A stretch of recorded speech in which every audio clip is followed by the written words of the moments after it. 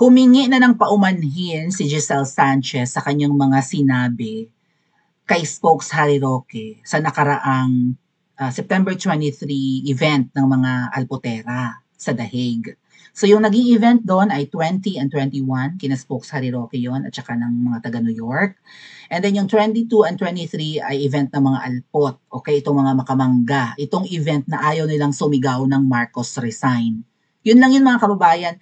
May nag-post nga yan sabi, kung totoong Duterte supporters ka, dalawang bagay lang yan. Una, mahal mo si Tatay Digong at pangalawa, galit ka sa mga nagpakulong kay Tatay Digong. Totoo, di ba? Kaya si Tatay Digong nandun, kaya naghihirap yung matanda, kaya nahihirapan yung pamilya Duterte, kaya nagkakandaleche-leche ang Pilipinas, dahil sa mga walang hiyang nagpakulong kay PRRD. Bakit hindi magawa ng mga nagkukunwaring Duterte supporters na magalit sa nagpakulong? At bawal pa raw sumigaw ng Marcos resign sa kanilang event. Nag-apologize si Miss Giselle Sanchez. Pakinggan natin yung kanyang statement. Kanina lang, few hours lang, like 1 hour pa lang ang nakakalipas, humingi siya ng sorry mga ate at kuya sa kanyang mga sinabi about Spokes Harry Roque. Kasi ang ano dito, ang tawag doon, ang kwento nito ay nabigyan siya ng maling impormasyon na si Spokes Harry Roque ang dahilan ng pagkakawatak-watak ng mga Pilipino dyan sa The Hague, kung bakit hindi nagkakaisa sa mga events, kung bakit hindi magkakasama. It's Spokes Harry Roque na naglibre pa ng lechon para huwag lang pumunta ang mga tao doon sa event ng mga Alpot. Pakinggan natin yung paghingi ng patawad ni Miss Giselle Sanchez. Again mga kababayan, and shout out to you Miss Giselle. Ikaw kasi ay idolo kita. As in dekada na, okay, matagal na ako naaliw dito, bata pa siya, dalaga pa siya, gusto ko na siya. Okay? And nakakatuwa na isa siya sa mga artista na maka-Duterte talaga. Okay? Pakinggan nyo kung masasatisfy kayo sa paghingi niya ng patawad na inakala niya na si Spokes Harry Roque ay para magkawatak-watak, magpapakain ng lechon sa ibang lokasyon, dun nga yun sa Duterte Street. 10 lechon yata. Baka hindi naman 10, pero pwede, no? Hindi ko kasi nakita eh.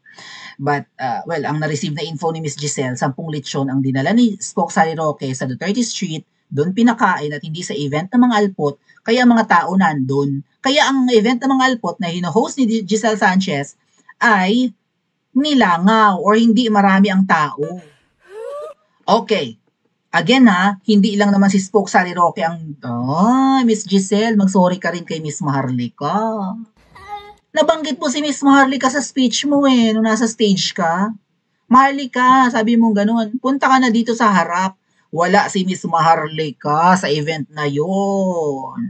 Nagko-cruise si Miss Maharlika, alam ko nga nasa Hawaii or somewhere na nagko-cruise.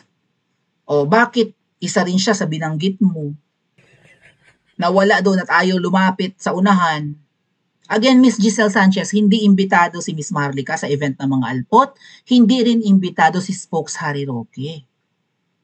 Kaya ba siya pupunta dyan? At hindi siya ang nagpalitsyon. So pakinggan muna natin si Miss Giselle Sanchez. My name is Giselle Sanchez, and last September 23, I was part of a peaceful gathering in The Hague.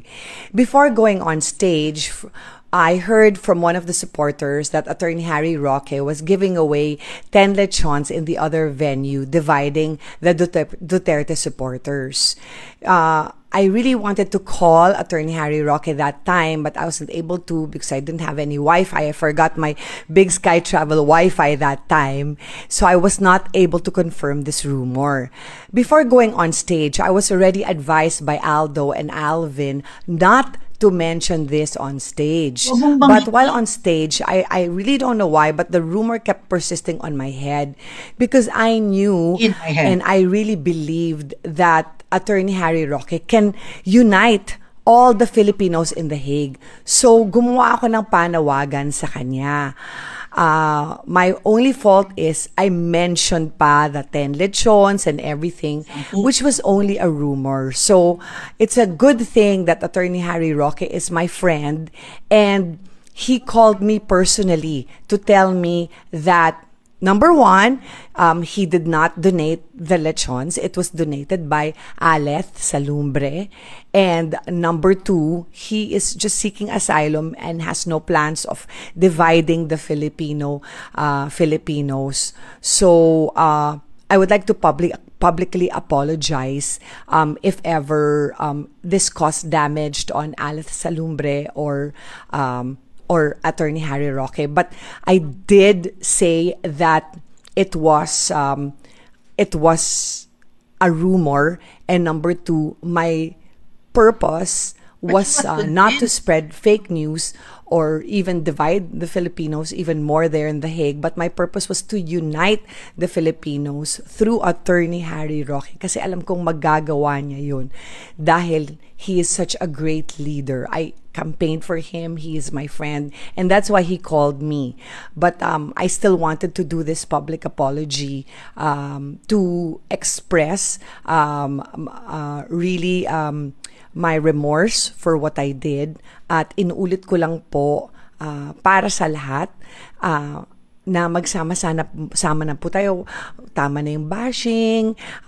Lahat naman tayo Duterte supporters, hindi ba? Kaya iisa lang naman ang ating mithiin na makauwi ang ating minamahal na si Tatay Digong sa Davao at makapiling muli niya ang kanyang pamilya at mahal sa buhay. So, let's continue to pray for Tatay Digong, and let us continue also to pray for Attorney Harry Roque para makauwi na rin siya sa Pilipinas, or if ever to be granted asylum there at the Netherlands.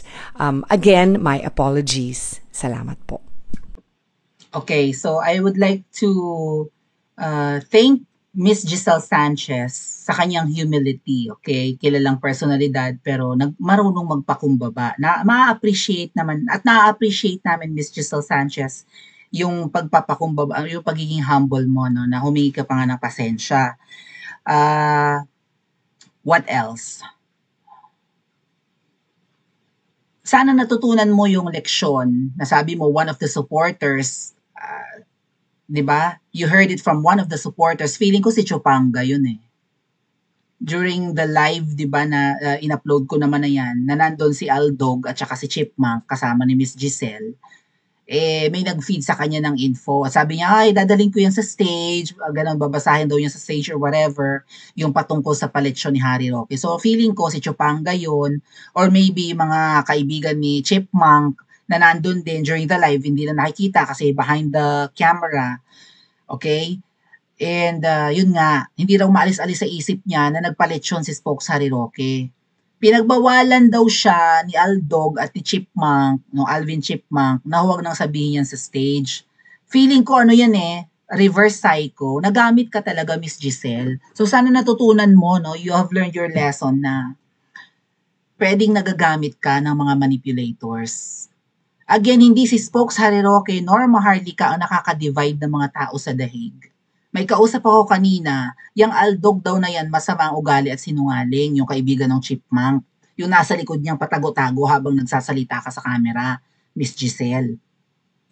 Pinagyayabang nung Aldog na isa siya sa mga nagwe-welcome sa mga OFWs na dumadating sa Duterte Street.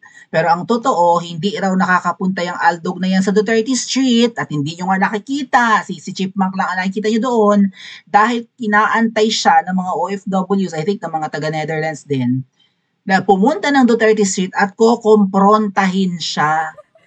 Yung Aldog na patago-tago sa nabiktima ka ng Team Alpotera, Miss Giselle. Nagamit ka pa. Okay? Eme-eme lang nila na, kumbaga sa buwatan yun eh. May nagsabi siguro, alam mo ba, Miss Giselle, hindi pupunta dito si Harry Roque kasi nagpalitsyon dun sa Duterte Street para doon pumunta ang mga tao. Tapos ang eksena naman nina, sila siguro yung, parang good cop, bad cop situation. Tapos kunwari yung good cops, yung si Aldog at saka si Alvin Chipmunk. Sabi, Miss Giselle, huwag mo nang sabihin sa stage yun ha. Huwag mo nang sabihin yan ha. Kasi, nakakahiya. Ito naman si Miss Giselle, hindi ang konti ng taong umattend, kasalanan to ni Harry Roque. Harry Roque, pumunta ka na dito, Maharlika. Go back here in the front, in the flock. Sabi ni Giselle, di ba? Kita mo? So, ibig sabihin, may nag-feed, may nagpa-plant ng seed sa utak mo, Miss Giselle, na ang nakaka-divide si Miss Maharlika at si Spoke Sariroque. That's why minention mo sa stage. Pinaglalaroan ka ng Team Alpotera. At kung hindi mo pa nare-realize, napahiya si Spoke Sariroque noon sa usapin ng Humba. Na kumain siya sa birthday ng chipmunk, hindi naman niya yun handa. Okay? At hindi rin Humba yung kinakain spaghetti pa nga Kaya lang sinabi ni Spoke Sariroque, bibilin ko yung humbang yang lahat kung ganon. Kasi nilalait siya Pagka kumain, akala ko ba nire-red tag mo kami tapos kumakain ka ng handa namin. Something like that. Post nung Aldog. Okay? Yung umuwi ng Pilipinas at nakipag-jamming-jamming sa mga Team Alpotera. Oh.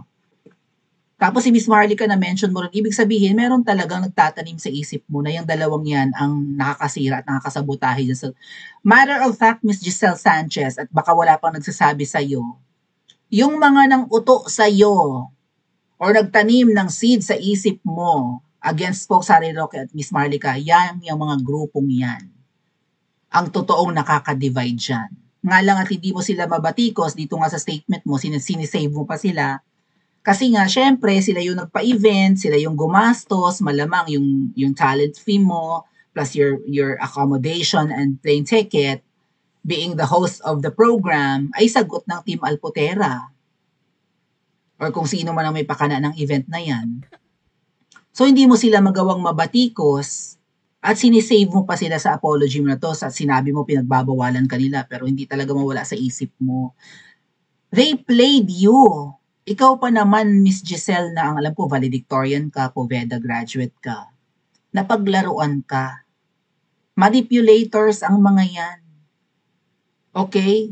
Biro mo kaibigan mo si Spoke Sariroque, nagawa ka nilang magalit doon. Mabuti tinawagan ka. Kumprontahin mo yung dalawa. Bakit ka sinulsulan? At kung si Chupanga involved dyan, o sino pa mga tao na behind the camera nagsabi sa yung, wala dito si Roque. Miss Giselle, hindi invited si Spoke Sariroque sa event. Kaya di siya pumunta. Plus, yung palitsyon na yan, matagal nang planned yan. As since hindi naman welcome si Spoke Sariroque, pati yung nagpalitsyon, dyan sa event na yan, hindi sila pumunta. Sana nakikita ni Miss Giselle na napaglalaruan siya, na siya ay nagagamit din. Pero kaya ba niyang kumprontahin yung dalawa? Lalo't mukhang part sila ng group na nag-organize ng event at gumastos para sa flight ni Miss Giselle. Pa-comment niya po sa comment section at mag-like and subscribe din po kayo.